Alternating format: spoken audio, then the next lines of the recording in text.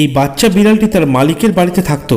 একদিন সে ভুল করে টেবিলের ওপর থেকে একটি পাত্রকে ফেলে দেয় আর সেটি সঙ্গে সঙ্গে ভেঙে যায়। তখন মালিক এসে সেটা দেখে ভীষণ রেগে যায় আর এই বিড়ালটিকে তার বাড়ি থেকে তাড়িয়ে দেয়। বিড়ালটি রাস্তায় রাস্তায় ঘুরতে থাকে কিন্তু কোথাও তার খাবার খুঁজে পায় না। তখন সে ডাস্টবিনের মধ্যে দেখতে থাকে কিছু খাবার পায় কিনা।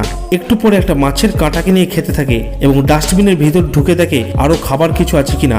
দিনের পর দিন এইভাবে না খেতে পেয়ে বিড়ালটি ক্রমশ রোগা হতে থাকে। কিন্তু তারপরেই ঘটে এক আশ্চর্য ঘটনা। সেটি দেখার আগে তোমরা ভিডিওটি লাইক করে দাও। যদি এই বিড়ালটি তোমাদের লাইকে বেঁচে যায়, বিড়ালটি তোমাদের আশীর্বাদ করবে। এরপর একদিন রাতে সে রাস্তায় শুয়ে থাকে, ঠিক তখন তার চারপাশে ছোট ছোট ইঁদুর এসে তাকে দেখতে থাকে। কি আশ্চর্য দেখো, যে ইঁদুরকে খাওয়ার জন্য বিড়াল ওত পেতে থাকে সেই ইঁদুররাই আজ বিড়ালকে নিজেদের কাছে নিয়ে যায় আর তার মনের মতো খাবার দিতে থাকে। কিছুদিনের মধ্যে বিড়ালটি তার আগের চেহারা খুঁজে পায় আর সেই ইঁদুর ছানাদের সাথে তার বন্ধুত্ব হয়ে যায়। এটাই পৃথিবীর নিয়ম। পৃথিবীতে শত্রু বলে কেউ নেই।